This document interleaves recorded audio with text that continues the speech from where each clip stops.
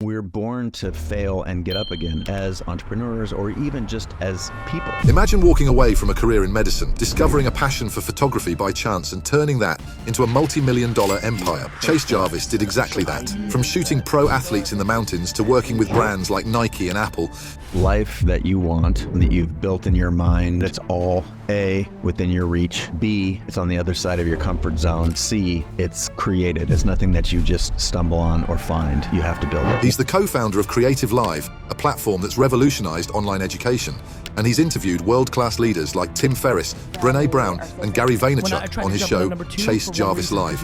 Life happens for you, not to you. When you are in alignment, you know it. We have to develop this muscle of listening to ourselves. Success leaves clues, looks backward to connect the dot. We're born to fail and get up again as entrepreneurs or even just as people. We allow ourselves to get talked out of our dreams by people who've given up on theirs.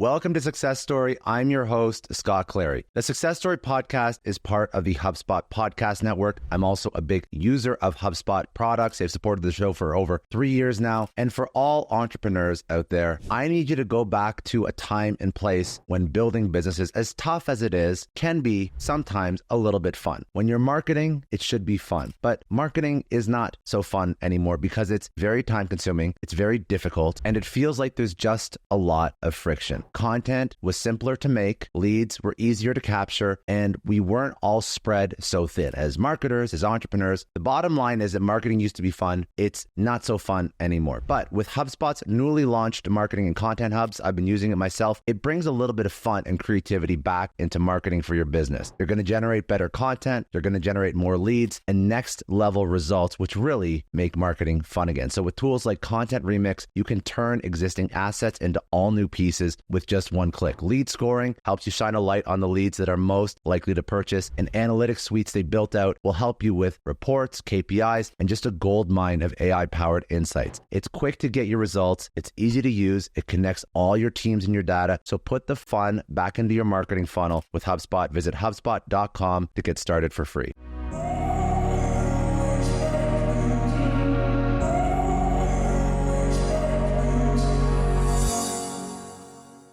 All right, Chase, I'm excited to do this, man. I'm excited to jump into this. We'll talk about everything. We'll talk about your new book. We'll talk about playing it safe. I want to kick this off, though, with a question. It's attributed to a quote that you said very often, and I think this will just give the audience a really good idea of who you are. So you said before that creativity is a new literacy.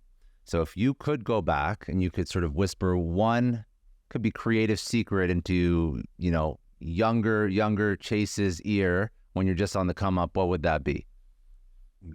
That life that you want, the one that you've built in your mind over the years, whether it was from your own experiences, seeing the experiences of others that you aspired to be like, or that it's all A, within your reach, B, it's on the other side of your comfort zone, and C, it's created. It's nothing that you just stumble on or find.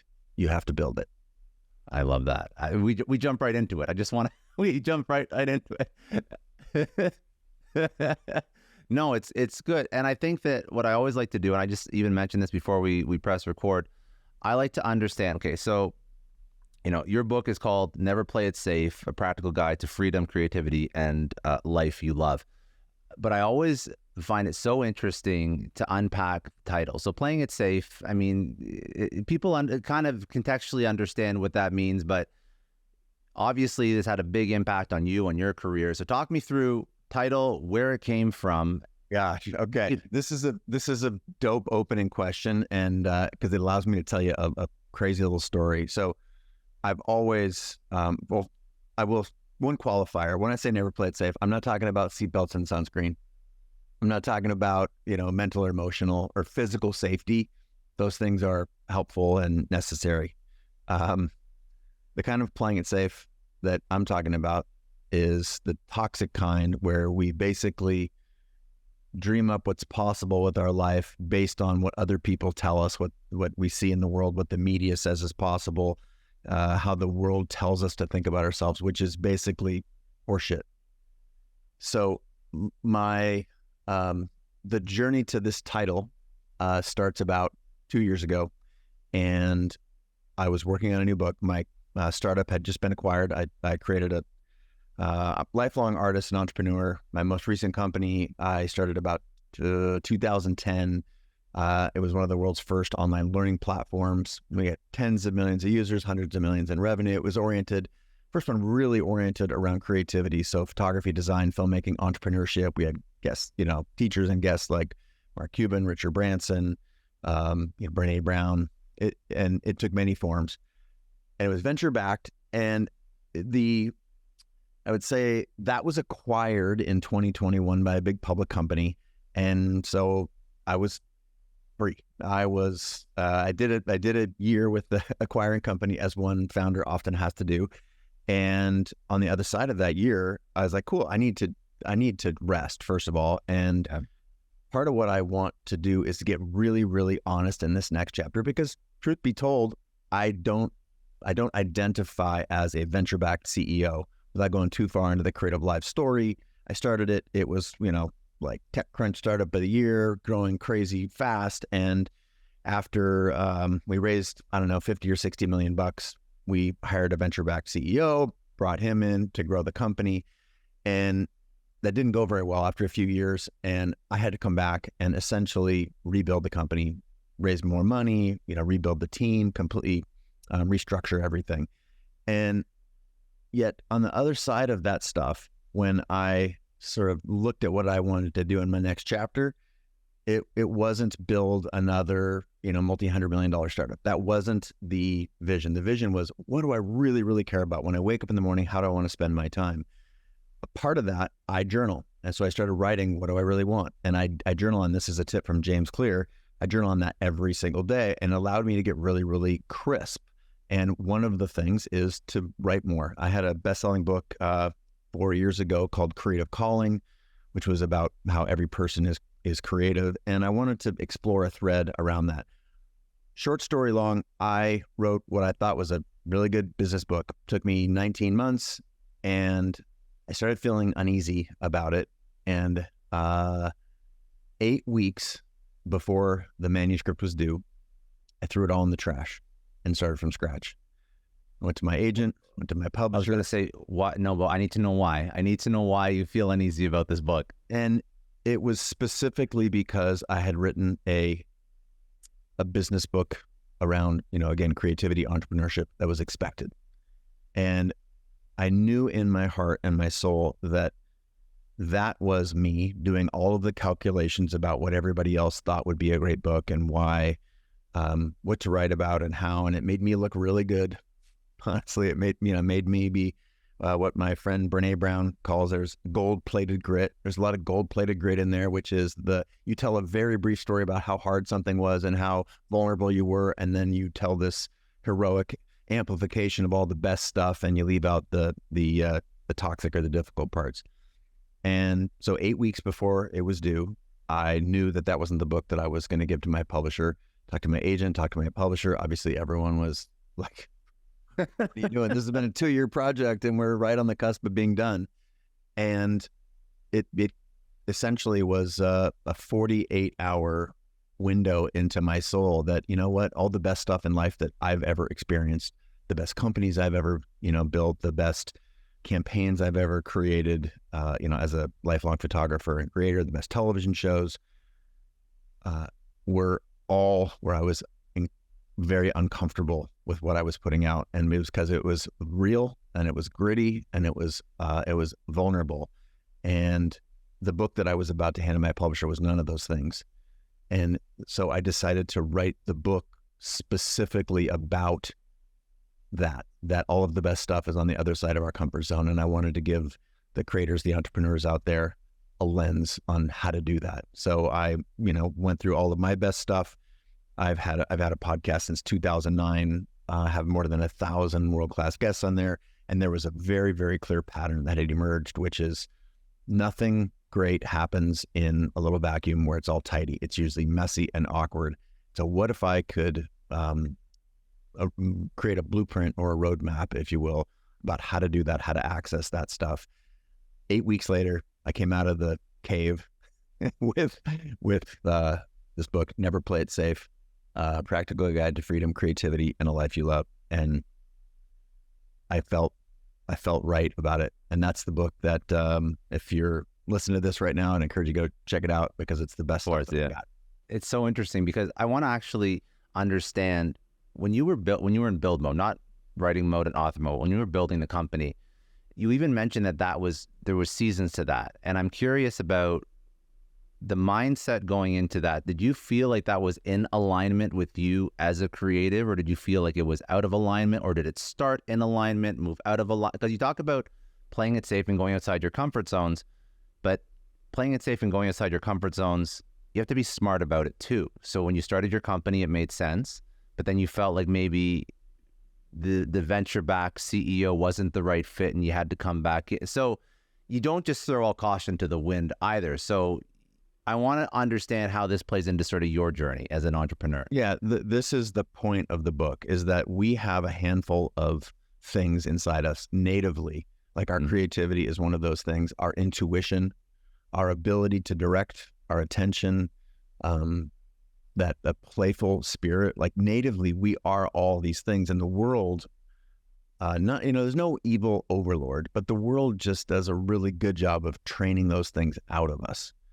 You can't stand out and fit in at the same time, for example. And as soon as you want to do something wildly creative or take a risk, most of the people, and ironically, the people who care a lot about you, rush to your side and tell you all of the reasons you shouldn't do it.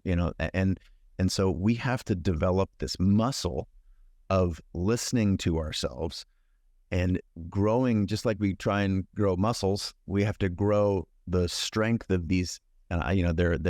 These are the 7 chapters of the book, these 7 attributes, tools inside of us that, again, are natively within us to essentially forge a path that we want. We have to write our own script, and we can't do this with anyone else. So the specifics around building a company and my most recent company, CreativeLive, of course, I had no ambitions of being a venture-backed CEO. We started the company essentially in 2010. It was the first live streaming learning platform as well. And we had classes with 50, 100, 150,000 people watching in real time. And, we had a tiger by the tail. It was very, very early. We built now it's like going live is a thing. You press a button, right? But we had to build all of that from scratch. And my belief of, the narrative that I had about myself, sort of, wide-ranging artist. I'd been a photographer, as I mentioned, a director, television, ad campaigns. I developed the first iPhone app that used photos as a social network. It was the app of the year on the Apple platform. Predated Instagram. Instagram is essentially a lift and stamp copy of this app. And to be fair, they, raised $50 million and kicked my ass.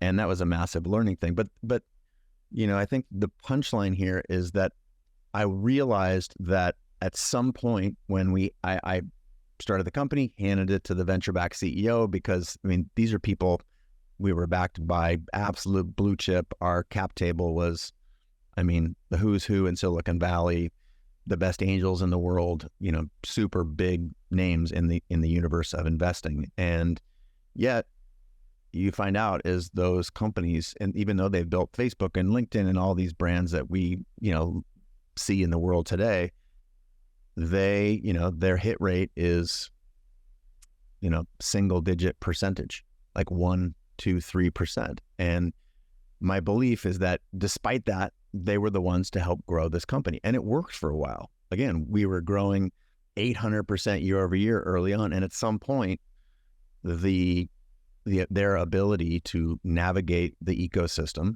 and this is the difference between sort of an operator and the founder mojo, right? At some point, I realized as the chairman that it was going off track.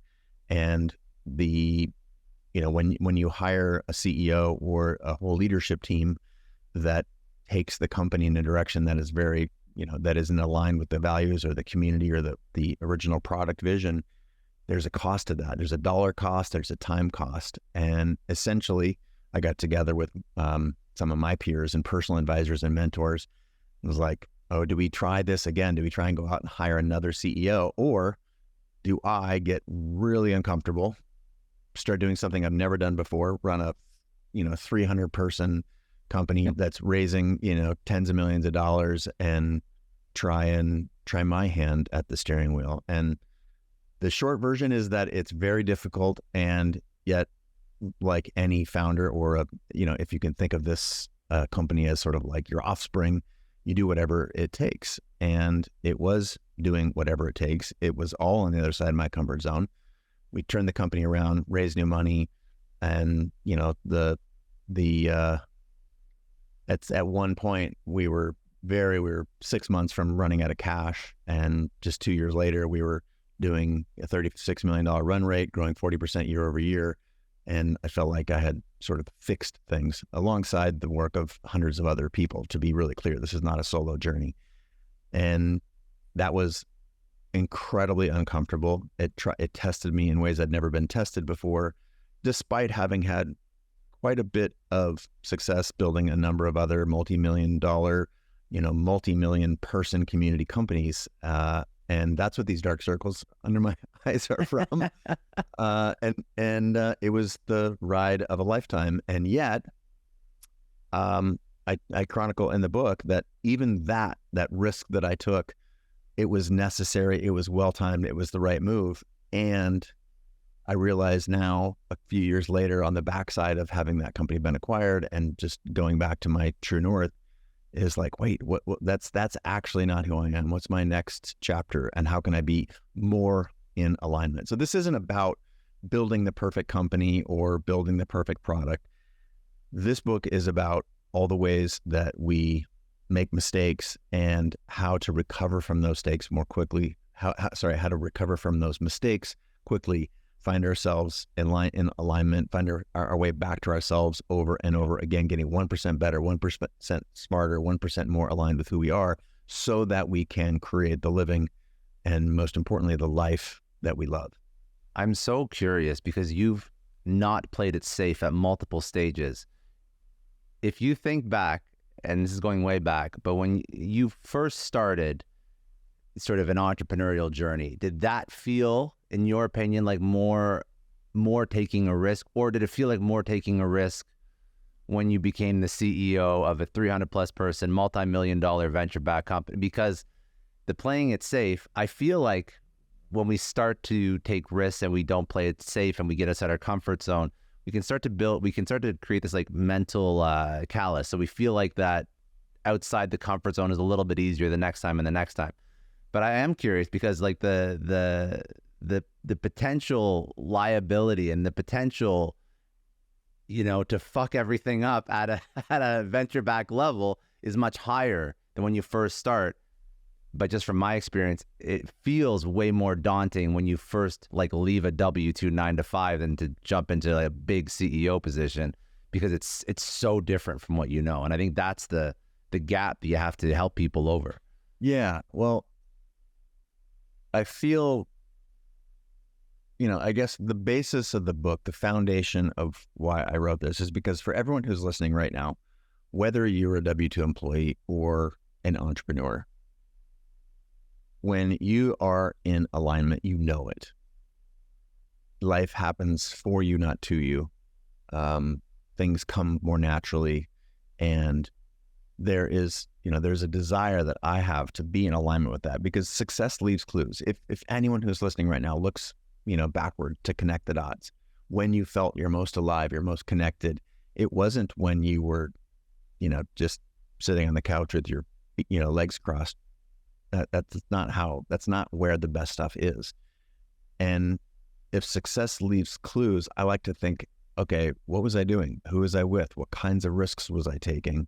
And for me, I was programmed from a very early age. I go back to Miss Kelly, my second grade teacher, told me that I wasn't very creative and that I should focus on sports. And I was super entrepreneurial. I had a comic strip. I was doing magic shows. I had a stand-up comedy routine in second grade. I'd released my first film. It was profitable.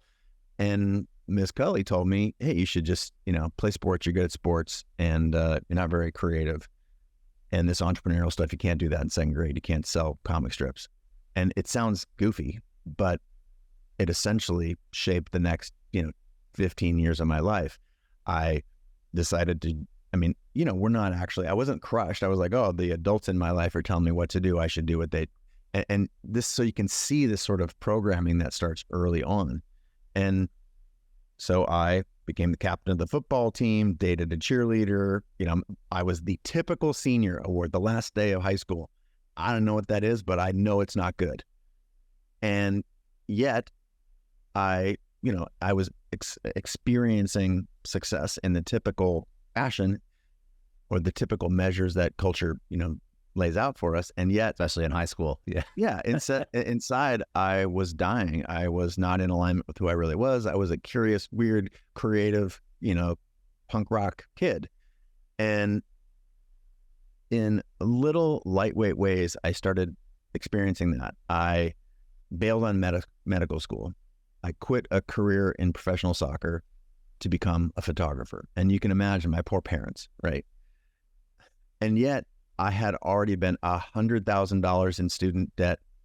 I basically got, I had accrued $100,000 in student debt. I was years off of the timeline that I could have been on if I had just listened to my own intuition. But the world has a script for you. And to me, as I said, success leaves clues. And when I started, wait a minute, this feels good. This journey that I'm on, I didn't know where it was going to go. My grandfather had died, given me his camera. I started taking pictures of my friends skiing and snowboarding. And I felt that juice that we all feel when we're in alignment with our values. So this book is about looking at those values and trying to put on pause all of the noise that the world creates, give you a little bit of space to listen to who you really are and what you really want to do with this one precious life, and then how to take action. And that's all I've done over and over again. The irony is you'd think I'd have it all figured out. That would happen once, but no, there is 100 tiny betrayals throughout each of our lives, rather, that we have to continue to get stronger and learn to listen and use the tools that are natively within us to find our way home again. I think it's not a set it and forget it. I think it's a constant readjustment and realignment.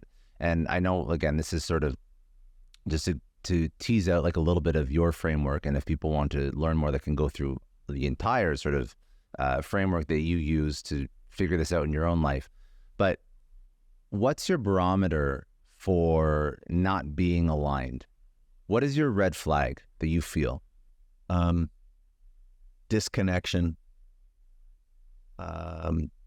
If you're not excited when you wake up in the morning, and I'm not talking about doing some chores.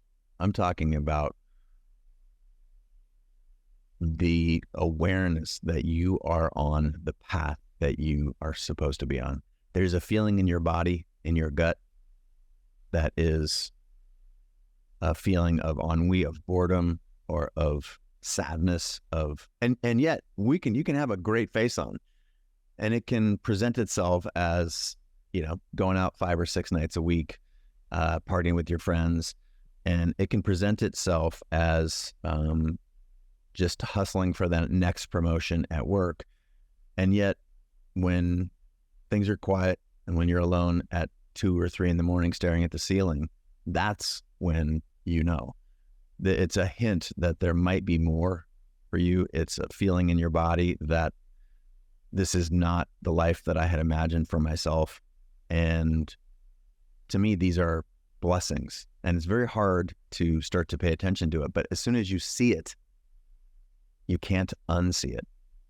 And, that's the journey that I went on, and why I've tried to be clear. Then I hate business books that say, do perfect thing A, perfect thing B, great thing C, learn all these lessons D, and then build the company of your dreams. Because that's just horseshit. One of my favorite business books of all times is a book called The Hard Thing About Hard Things, written by Ben Horowitz, he's the Horowitz of Andreessen Horowitz, the venture capital firm. And the chapters are like, I think this is not totally accurate, but like chapter 1 is how to fire your best friend. Chapter 2 is how to tell your investors you lost all their money. Chapter 3 is how to how to tell your entire company that you're closing the doors. Like, these are real business lessons. This is where you really actually learn something. And so that's the way that I approached this project. It's like, no, what if we put away all the shiny stuff and looked at the things that were hard and difficult and looked at the tools that were natively within us? That's the cool thing, is like, we don't have to, move to Paris and get a new set of friends, and you don't have to. You can, whatever you have for, plans for your life. But the best part about this is it's available to you right now. All the tools within you, your own natural creativity, your own awareness of what you were made for, your ability to, again, your natural ability to play.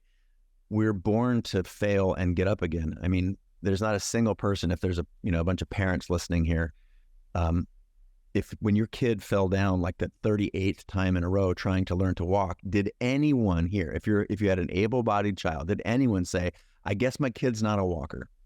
That's it. We're done. My kid's not a walker. Nobody said that. You put your kid back on his or their feet and you started to get them to walk again. And yet, as entrepreneurs, or even just as people, we allow ourselves to get talked out of our dreams by people who've given up on theirs.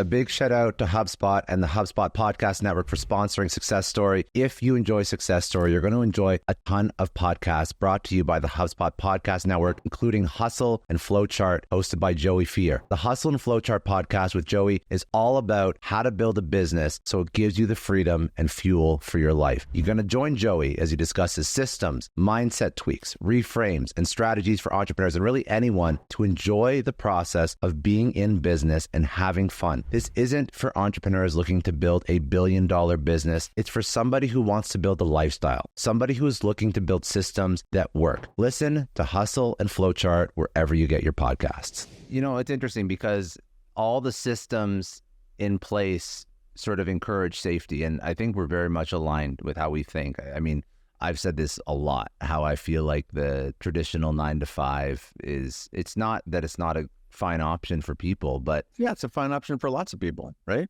Issue is that it's not as safe as people think it is, and that's really the issue. You're right, and like, to me, that's a really important piece of my thinking, is that we believe that there is a safe path, and the reality is nothing is guaranteed. I mean, the first word of the book is safety is an illusion. It does not exist in nature. Why, therefore, sorry, I'm going to the page. It does not exist in nature, so why then do we seek it? And it was, that opening line was downstream of one of my favorite quotes in the world, which is from Helen Keller: security is mostly a superstition. Doesn't exist in nature, nor do the children of men as a whole experience it. Avoiding danger is no safer in the long run than outright exposure. Life is either a daring adventure or nothing. And that's my greatest fear for people who are listening. Yeah, that's a beautiful quote, by the way. Yeah, you're likely not going for it because you fear the consequences of actually going for it. And yet the path that you're on has every bit as many pitfalls and negative outcomes. So why would you trade the life that you could have for a life that you feel like you have on default, when the outcomes are most likely every bit as tragic or difficult or worse than the dream that you're trying to live? It's like, that's the part that is the big conundrum. There is no such thing as playing it safe. It is all risky. So why then do we seek the lowest common denominator? And I will tell you, it's because the world, I mean, there's a philosopher, Rene Girard is his name, and he talks about this concept of mimesis, which human beings were basically, because of our neural structures, are just really good at doing the things that we already see out there in the world. We mimic other people. And yet, if you're listening to this, watching this right now, the people that you look up to, admire, and they're the people who have put it out there the most. This is one of the reasons we love rock stars, because they're out there on the stage singing their heart out in front of everyone, regardless of, what judgments we may have of them. And that's very, very seductive. And so the question I would pose to listeners is, what ways are you playing it safe? What ways are you living according to the expectations of others? And it turns out that there's a pretty long list of the ways that we're doing it. And we've got really good justifications. Oh, my family wants this, or my family needs that, or, there's a laundry list of things.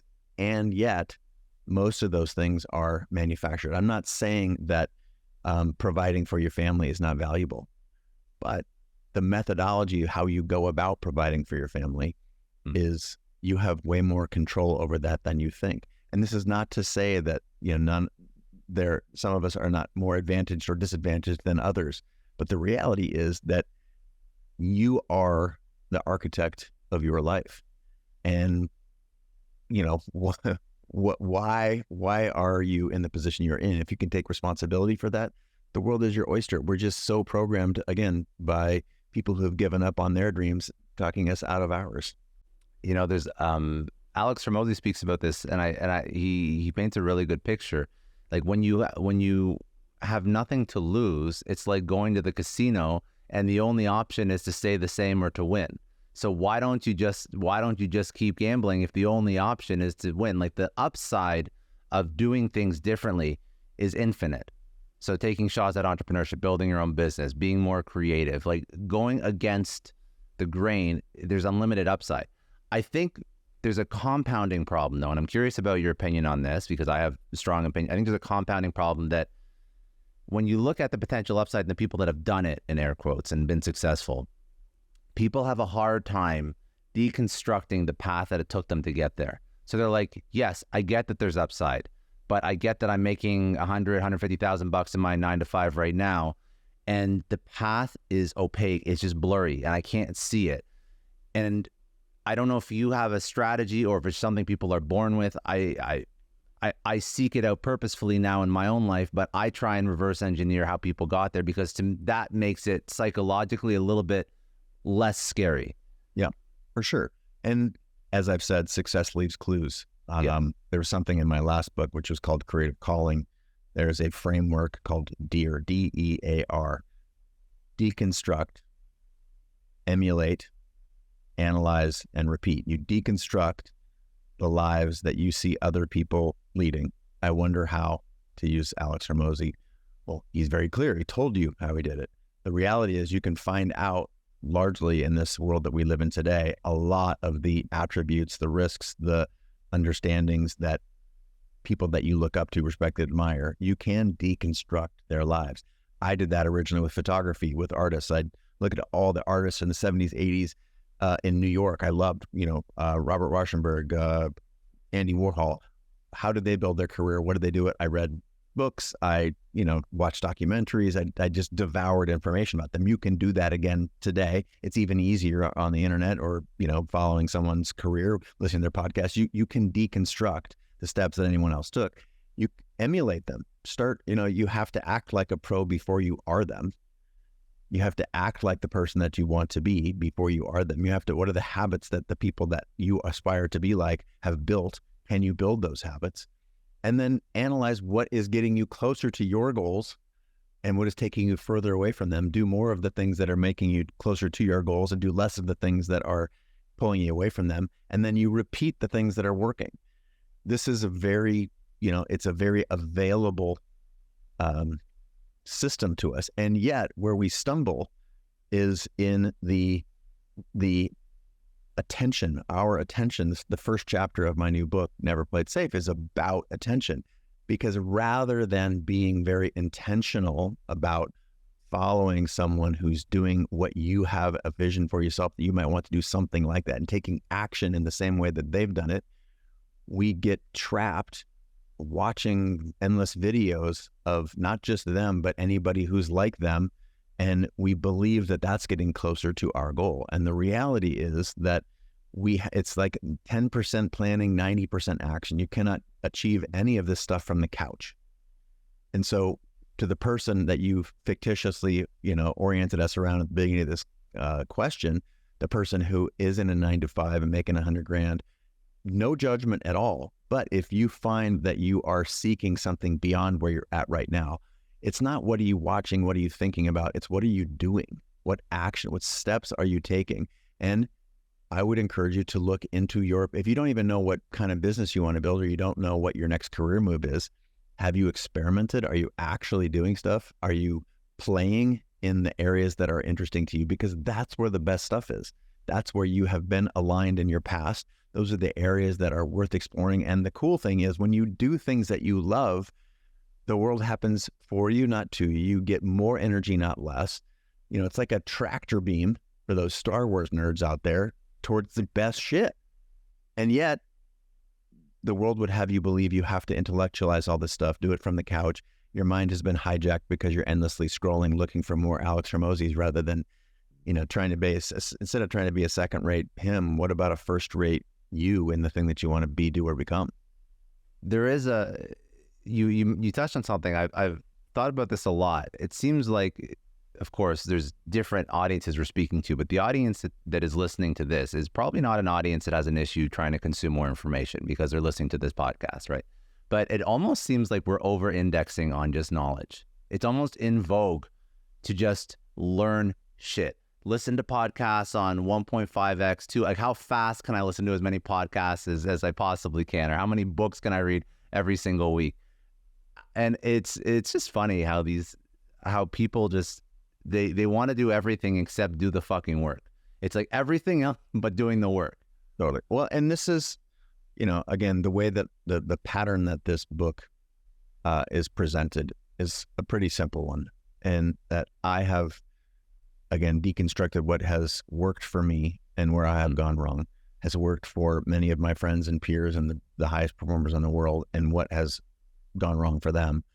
And essentially landed on the fact that there are 7 tools that naturally reside within us and that's the cool thing. We don't have to go looking for them. They're already there, that will help us find this alignment. And I mentioned attention. I'll go back to it again. Like, at some point, the endless scrolling, the endless information consumption, that is a hijacking of your attention, not you directing it towards action, right? That is a absolutely fundamental thing. You cannot, none of the people that you respect, admire, or appreciate got what they have in life, learned the lessons, were able to, you know, create the success, and most importantly, the fulfillment that they feel through thinking about it.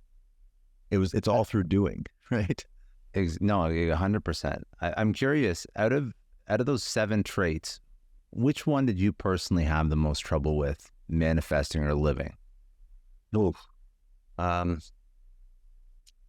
think our intuition is the thing that it's the most powerful thing that we know the least about. The weird, crazy thing is if you pay attention to actual science around intuition, it's becoming pretty compelling. The results about, or the understanding of the rational mind, instead of that being the most impressive default mode to the human being, we actually find that the rational mind is sort of slow and prone to errors, and that intuition, it incorporates the rational mind plus a bunch of other stuff. And the reality is that we have, you know, trillions of cells in our body, and they all have, there's memory within all of those things. This is why it's a gut feeling. You feel these things in your body and not in your head. Now, the cool thing is that the highest performers, they have attuned to trust their intuition. And this is not to say that intuition is always right. However, if you are wondering where you ought to be going in your life, if this is something that is in line with your values or not, this is usually not a heady experience. It is a head, heart, gut, body feeling. It's a whole sort of body alignment. And, you know, when my family, for example, was saying, oh, you're smart and hardworking and talented, you should be a doctor or a lawyer or a whatever. Of course, as you know, the impressionable 16-year-old in me was like, okay, cool. What do like hardworking, talented people? Oh, okay, that's what they do. And yet I knew that in my bones from day one. And yet hundreds of thousands of dollars in student loan, years off track, only to find myself partway through that journey realizing that I knew all along that this was not the right thing. And you can, copy and paste that into 100 different areas of our lives. And yet, if I told you that, what did you really, really want as a kid? This is why my number one journal entry is, what do I really want? I often journal on this for 30 days straight, and you get 1% smarter and more accurate. And it's a fascinating exercise when you start to be able to tune into that intuition and listen to it and trust, like, this business partner or that, this business deal or that. It's a pretty powerful thing. So for me, that was a big one, mostly because the world, the people who love us and care for us are, want, again, the illusion of safety for us. And yet knowing that it doesn't exist, how do we strengthen that muscle within us? So to me, again, being able to direct your attention. Fascinating quote from Andrew Huberman, the professor at Stanford. He said, attention is the most important deciding factor between success and failure in any endeavor. It's the most important thing in any line of pursuit, the ability to direct your attention. And yet here we are, stuck on our devices, scrolling endlessly. So in the book, I'm very specific about how you can get better at developing your attention, how you can get better at listening to your intuition. And again, I just default to the people who so many of us respect and admire, either in our personal lives that we actually know, or our parasocial lives, the people that we see on the internet that we respect and appreciate. I'm telling you, they are world-class at these attributes. You mentioned one thing that I think is actually a really important topic to touch on. You mentioned your family and expectations of family and expectations of people that are not living their dreams, and they feel like they want to just make sure that you're comfortable and you're safe, again, in air quotes. And I'm curious because different people, I'm going to say the word deal with family. I mean, that's a very negative word, but we all get where I'm coming from. They deal with family in a different way. So what place does the closest people around you have in your ambition, in your thought process, and your decision-making process? Obviously, they wanted one direction. Now, building a 9-figure company later, they're okay with the other direction, I'm assuming. But it wasn't always like that. No, and it is true. Like they want either the best for us or they want similar to them. And the irony is that they don't know what the best for us is because they are not us. And then similar to them, are you willing to take advice from someone who's not done the thing that you want to do? In both cases, it's a losing matter, right? Yeah. And they don't know what's best for us. They don't know what we want. And here they are coaching us, well-meaning, and yet, unless they have actually done the thing that you dream about doing, why would you take advice from them? So, how do you keep that relationship without it deteriorating? Sure, great question, and I'm pretty clear on this in all of my writings, in especially Never Play It Safe. What I have a one-on-one coaching program, and I coach high-performing entrepreneurs. And what I find is, again, through hundreds of case studies, going really deep into people's sort of psychologies and family lives and whatnot, and talking to many of my friends who are, absolutely elite, world-class at so many things, is the ability to communicate very clearly what it is that you want. And for example, if you told your wife, spouse, husband, partner, whatever, at the right time, in the right way, what you have, your biggest dream for your life, do you really think that they would reject it?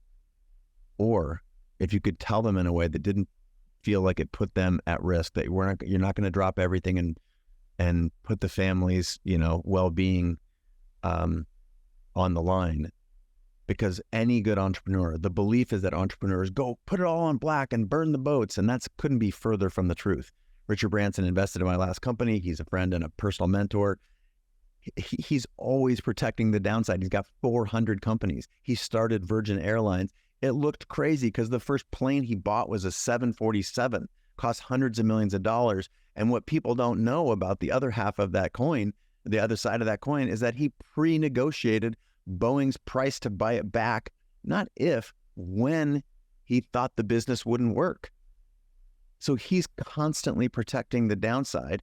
And yet it's a massive, this is, it is not playing it safe to make the move and buy a 747, but it's never all in. And imagine if you could communicate that to the loved ones in your life about, I have these big dreams and I'm not going to leave you on the sidelines here, but I need to make some changes. There's a way to do it incrementally. And it's a communication issue. It's a fear. Again, all of the best stuff in life is on the other side of our fears. How then do we start to, reorient ourselves towards what we really want? And, the ability to communicate your dream is super, super valuable.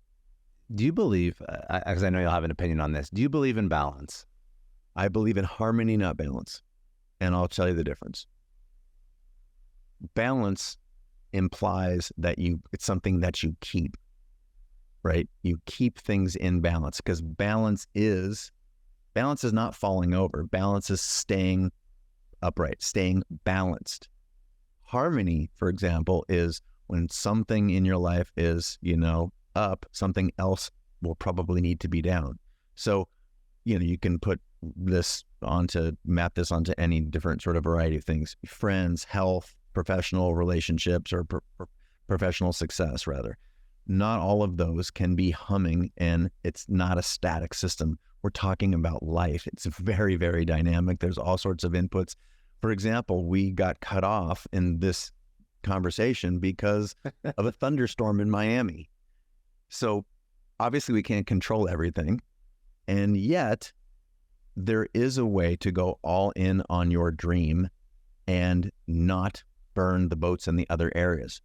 If you have prepared for this, there is a season where you were saving your energy and now you're expending it, for example. So I don't believe this, especially as someone who spent my life around the highest performing people on the planet, both, as a photographer. My original career was as a photographer, specifically in action sports, ski, skate, snow, surf. I've photographed the best in the world in probably 50 different sports.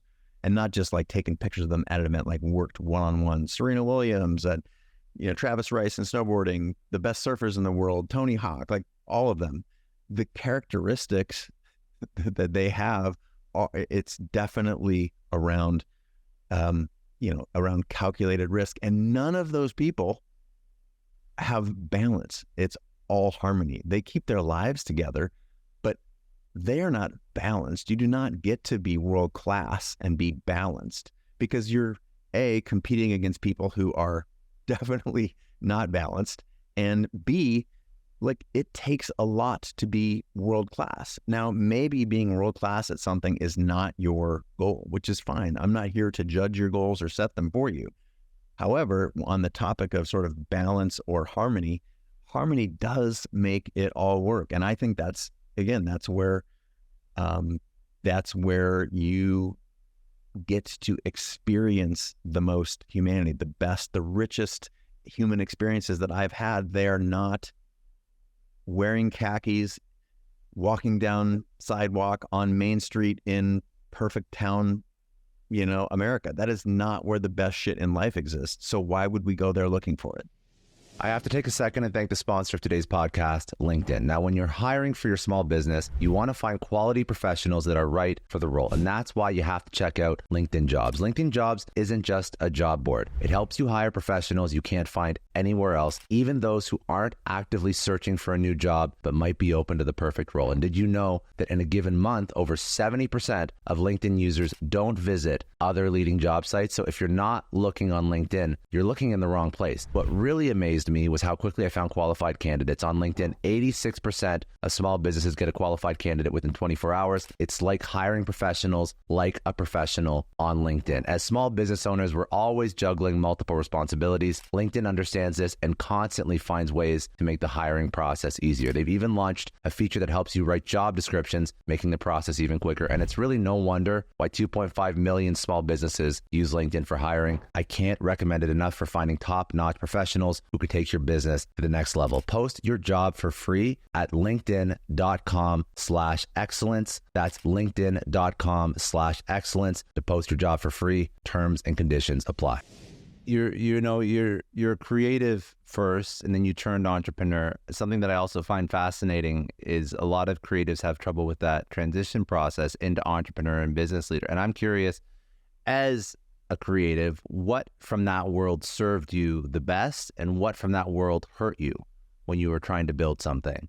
I think the muscle that I developed around creating something, that this stuff doesn't just happen, that it requires reps, right? And the best in the world, they stumble. And getting good at failing. I've got a whole chapter in Never Play It Safe about failure. And when you're creating something, versions 1, 2, 3, and 4 are usually trash. Some people tell me, oh, I want to write a book, but I'm not a very good writer. And I say, okay, well, show me all of your bad writing. And the reality is that they've only tried like 2 or 3 times and then they've stopped. What I don't often see is someone, here's 10,000 pages that are shitty. And yet, if you talk to anyone who identifies as a professional creative in any endeavor, they can show you the drafts. They've got the receipts to prove it. And so that lens on being willing to try and fail, again, my first universe was as a photographer, one of the top commercial photographers in the world, and I did not get there. I got there through shooting film and learning. Very expensive, very slow way of learning. And the irony is that a picture takes, a 1,000th of a second to capture. So each one of those is a tiny experiment. So I became very accustomed to failing and succeeding within the role, a single roll of film. And then you extrapolate that when digital comes around, and you can learn even faster. So I would say my life as a photographer specifically conditioned me for tiny experiments and tiny failures. That's the way I want people who are listening and watching right now to think about the businesses that they want to start. It's not go all in and, bet it all on black. It's what can you do to start tiny experiments? So to me, that's the thing that built my muscle of being willing to fail. And then the way that what would you have to unlearn, I guess is the best way to put it. The thing that we have to unlearn is that the connection between who we are and the work that we put out. So many artists, they see a one-to-one that I am my work.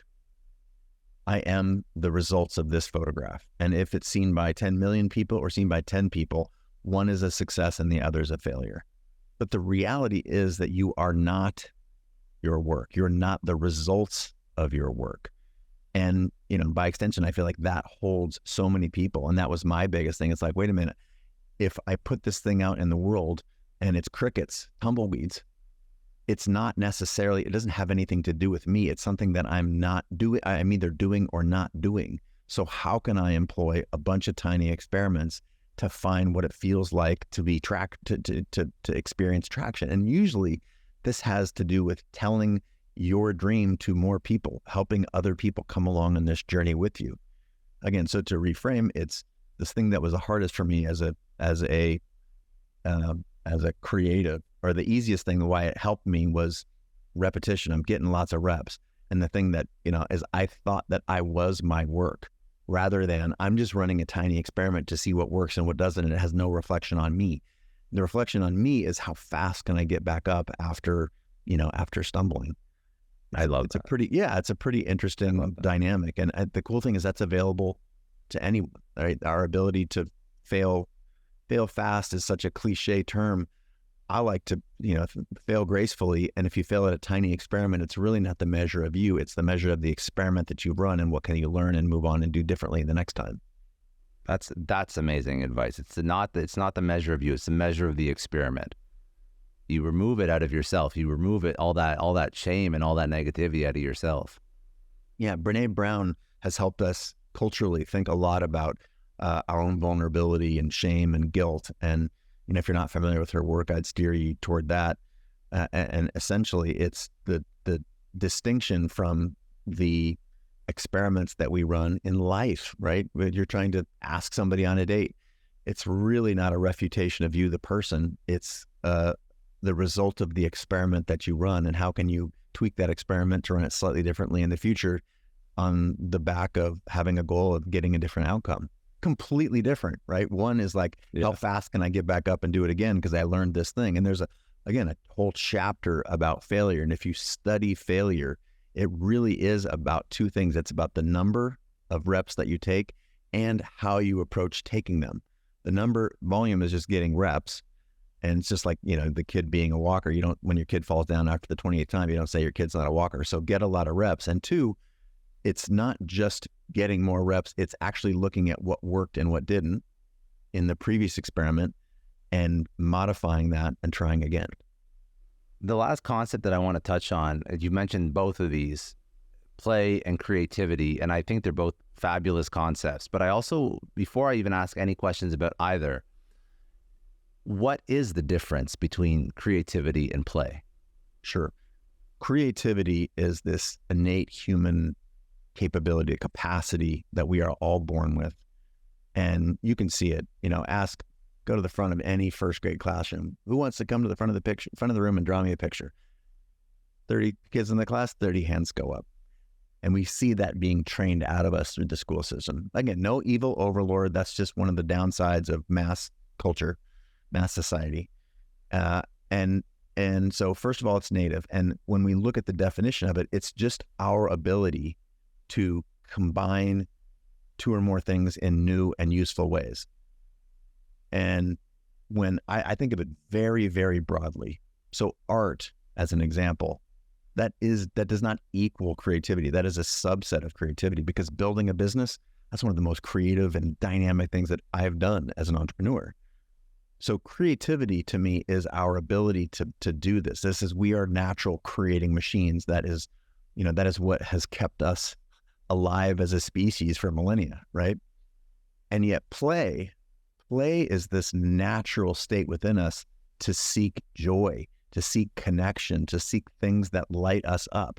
And the cool thing is, there's a great story in the book. A friend of mine named Charlie Hone. Charlie has written a couple of books, one called Play It Away, where he used play to basically unwire a bunch of really negative loops that he had in his neurology, a bunch of fear and pain. He worked for Tim Ferriss for a long time and a handful of other authors. He's an amazing, amazing human, but he was basically completely fried out. And he went back, as we all should do, in his sort of the memory banks and said, man, I'm so stressed out. What are the things that are in my life that I loved as a kid? What brought me a ton of joy, whether it's, again, Legos, exercise, for me, it was playing soccer, being outside with my friends, skateboarding, music, a lot of these things. And to the listeners or watchers, like, there are things in your life. What if you tried those again? What if you went back and maybe it was, playing the guitar? It doesn't matter what it is. For Charlie, it was the example that he uses in his book called Play It Away, was he loved hitting baseballs. I think with his dad would like throw baseballs and he'd whack them all the field. So as a full grown adult, he went and bought, a bat and 50 hard balls, and he and his buddy would take turns. They'd go to the park, one friend pitches, the other friend hits, they go collect all the balls, reciprocate that to the other friend, and just rope these baseballs all over the field. And that simple exercise transformed his life, relieved him from basically catastrophic levels of anxiety, and it got him back in his body, back into his joy, something basic and simple that lit him up. What's cool is if anybody who's listening or watching does this, you will feel what joy feels like. You will reconnect with your natural state. The cool part is that this is always available to you. What you have to be enough of is aware. You have to be able to direct your attention that I need more joy in my life. And I don't care if this is cooking meals for your family or friends, or whacking baseballs around the field, like getting outside in nature, hunkering down in the corner with a good book on like a rainy Saturday. It doesn't matter. I have no judgment. However, what I do know, and the science is very clear on this, that play and joy begets other play and joy. It is in fact a contagious experience. And if you can learn to bring play and joy into other areas of your life, we are told that work comes first, play is only after the chores are done. But it turns out that play is the energy, is the engine of life. The most creative that I've ever been, the most success that I've had in say, even in business, has been when I approached even the most dull tasks with a playful mentality. This is a mindset game. And the cool thing is that you can do anything. And there's some examples in the book and some specific exercises for embracing play, reigniting it in ourselves. And, again, those are the differences between play and creativity. It just turns out that they're pretty intertwined, and that, if we're playing, we're probably doing something that's a little creative. I love that. I think it's so smart, because everybody, doesn't matter who you are, you carry so much trauma with you, and as a child, you never get rid of that trauma unless you do a shit ton of work. You have to do a lot. But then that's all the negative we carry forward, and then that just is like running in the background all the time. Whereas all the positive that we did as a child, it's like gone. And yeah, there's a great quote from sorry to interrupt you there, Scott. There's a great quote from an artist named James Victory. The things that made you weird as a kid are the things that make you brilliant as an adult. And most of us, again, we've been talked out of that part of ourselves because we thought it was weird or quirky or awkward. And yet, the people who are wildly creative, even in the most expanded definition of creative, like in business, for example, like they know what lights them up. As an example, and I'm an investor as well, I do not invest in random market opportunities. I invest in things that are interesting to me because I look at it as a vector to connect with my interests, my hobbies, my curiosities, an area that I want to learn more, or something that I know that I can disproportionately add value to. Those are the things that I invest in. And so that is another vector for me to, that's where I play. I only start businesses personally in things that interest me, because when shit gets hard, and it will in any business, if something is interesting to me where I have a lot of curiosity, interest, and knowledge, the areas of my personal playbook that, overlap with the things I care a lot about, like that's what's going to allow me to, create success and fulfillment in a way that other people, when they hit that part of the journey, they're going to quit. So this is why, this idea of chasing something that you're good at, that you care about, is great advice. Yeah. You're articulating what people try and figure out in their career and their job. It's like, well, why am I not just working for a paycheck? Why am I not just happy? Like, even if you don't want to be an entrepreneur, you're talking about, building a company that gives you joy and is an interest to you. Very smart. Investing, very smart. I mean, even if you're working for a company, like go work for a company that built something that you think is cool or that you use yourself. Like that to me would be a lot of fun. Yeah, I have so many friends that this is not just, again, I as an entrepreneur and as a lifelong someone who identifies as creative, there's a lot of stories in the book, and I have a lot of dear friends who run many of the most innovative companies in the world. And that in itself is an environment, if one cultivates and encourages creativity and the connection with others. There are companies out there that do that, and working for them, I got no issues with that. Where I feel so sad and frustrated is that it's the people who are essentially eating the shit sandwich, that and they don't have to. Turkey is available. Ham is available. A lot of options. Exactly. Yeah. Hummus, red pepper, and sprouts. If you're a veg, like it's available to you. And I've tried to come up with a blueprint to help you find it. I love that, dude. All right. If you could, if you could just sort of dispel one major misconception about comfort zones or pushing past your comfort zone, or like one major misconception that you've uncovered as you've researched this book, as you've gone through your life, what would that misconception be? It's that you have to take a massive risk to feel the buzz that we're talking about. And it's just the opposite. It really is a series of tiny experiments. I don't care. I mean, start this here. This is how crazy we're going to be. Start by driving home from work a different way than you normally do.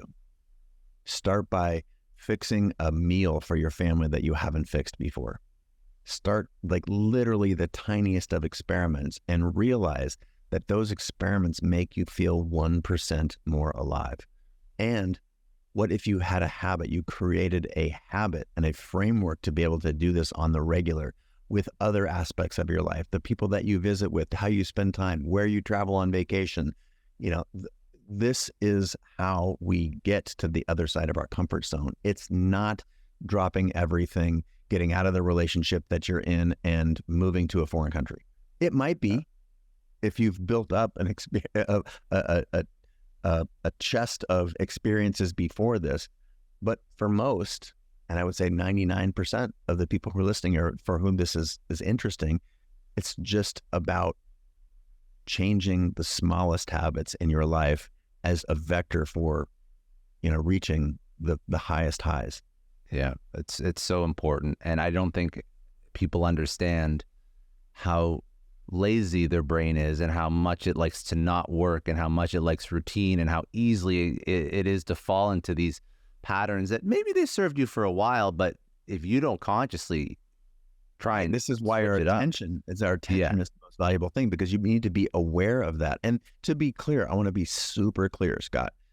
If you are the person that Scott just is, I'm talking to the listeners and watchers now. If you're a person like Scott just described on autopilot, I'm telling you, never play it safest for you, first of all. And second, don't beat yourself up over it. This is your biology.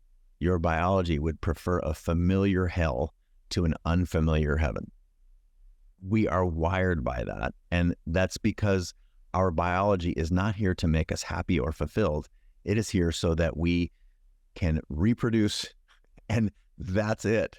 The goal is just get to the stage of being able to reproduce. So if you want to go beyond that, right? We're wired for a negativity bias. We're wired to, again, seek safety, despite the fact that safety does not really exist. It's an illusion.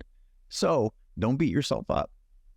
And to me, that's actually really empowering. If you realize that, okay, I'm living in accordance with my biology. My biology is seeking the horizon for things that move. It's either a mate and I want to go toward that, or it's a saber-toothed tiger and I want to run from that. But the reality is that the thing that we used to think of a saber-toothed tiger was actually a tiger. And today it's, oh, should I post this on my social media or not? It's not real, right? So our biology is working against us. Submitting that, that interesting report or that new presentation to your boss is terrifying. Hitting, publish on social media is terrifying. And yet it's only through doing those things over and over again that you can get 1% closer every day to the dream that you have. And it's only through playing through the fear that that thing that's moving on the horizon is the saber-toothed tiger, and I'm going to do it anyway. Like, that's what courage is. Courage is not the absence of fear. Courage is feeling fear and doing it anyway in small, lightweight ways, such that you can build a habit that this can make you more resilient. That's, again, why all of the best stuff in life is on the other side of our fear, on the other side of our comfort zone, and why the concept of playing it safe is trash.